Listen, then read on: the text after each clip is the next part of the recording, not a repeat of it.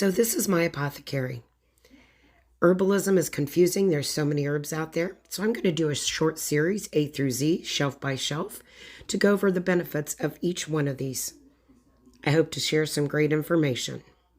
Hey friends, let's talk about two resins today, frankincense and myrrh. So sit back, this is going to be a little bit of a longer one. Grab yourself a drink, and let's dig in. So frankincense, I had mentioned resins.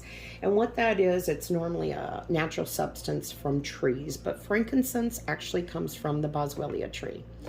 And those are normally grown in mountain areas that are dry, like India, Africa, and the Middle East. Resins are characteristically insoluble in water. They are mostly soluble in alcohol because of their chemical complexity. Frankincense has a woody, spicy smell, and it can be inhaled, absorbed through the skin, or taken as a supplement. And traditionally, it offers health benefits to improve arthritis, digestion, and that includes IBS, and reducing symptoms of ulcerative colitis, getting tongue-tied.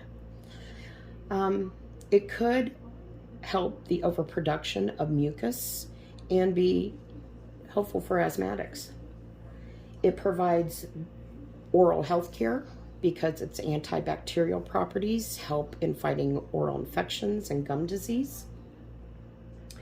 And test tube tests and studies actually show that it may help fight certain types of cancer because the boswellic acids, according to research review notes, may prevent the formation of DNA in cancerous cells, which would actually limit the cancer from growing.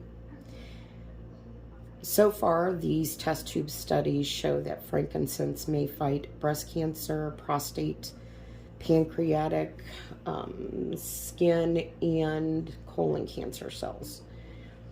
The terpenes, including the boswellic acid, appear to be the strongest anti-inflammatory compounds in frankincense. And a 2014 study actually showed that both oral and topical boswellic acid reduce cartilage loss and joint lining inflammation and osteoarthritis. So as I had mentioned before, it helps with arthritis. Now we can throw the osteoarthritis in with that. All right, so let's talk about myrrh. So myrrh's long been used in Chinese medicine for its oils potential uses for pain, infection, and skin sores. And ancient Egyptians actually used myrrh, along with a few other oils, to embalm their mummies. The oils not only provide a nice scent, but they also slowed decay. They killed bacteria and other microbes. And in biblical times, the incense of myrrh was often used with frankincense and was burned in places of worship to help purify the air, to help stop contagious diseases, including those caused by bacteria. Research shows that myrrh can actually directly kill bacteria, as well as stimulate the immune system so that it makes more white blood cells, and those white blood cells kill bacteria. In test tube studies, myrrh has a strong effect against those infectious bacteria, including some drug-resistant ones. And interesting, it showed that myrrh oil at a low dilution killed all dormant Lyme disease bacteria, which can sometimes persist in some people after they've gone through antibiotic treatment for Lyme disease, and so it continues to cause the illness. Now, of course, more studies need to be done on this. I would suggest do your research on this, please. For people with Beckett's disease, it's an inflammatory disorder. Myrrh used as a mouthwash to treat painful mouth sores 4 times a day for a week showed 50% of them, those people, had complete pain relief, and 19% had complete healing of the mouth sores. It's also suggested that the mouthwash containing myrrh oil may help gingivitis, which is the inflammation of gums around your teeth due to plaque buildup. But please, please, please, this is a loud warning. You should never swallow myrrh. Mouthwash, don't swallow it, because a high dose of myrrh is toxic.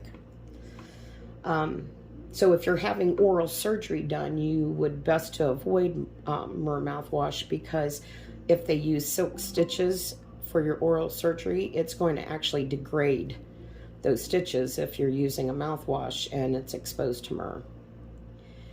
Topically, it is great for wound healing, skin issues. Myrrh oil has inhibited about 43 to 61% of growth due to 5 fungal skin-causing infections, including ringworm and athlete's foot. Now for pain, such as headaches, joint pain, and back pain, myrrh oil contains compounds that interact with opioid receptors in the body that tell your brain you're not in pain. So myrrh blocks the production of inflammatory chemicals that can lead to swelling and pain. When people are prone to headaches, they did a study and they took a multi-ingredient supplement containing myrrh's compounds, and their headaches were reduced by 2/3 during a 6-month study. You can actually buy myrrh containing homeopathic rubbing oils and essential oils meant to help relieve pain when applied directly to the body. Ingesting frankincense or ingesting myrrh should not be done. I do not recommend it. I strongly recommend that you do your research, even if you are 100% healthy person or you have any autoimmune diseases, allergies, pregnant, nursing, you are under a doctor's care for anything. You need to research it. You need to be your own advocate. I'm sharing the research I have done. Each individual is different. So please do your own research. If you have any questions, let me know. And please like, share, and follow. And please stay healthy, friends.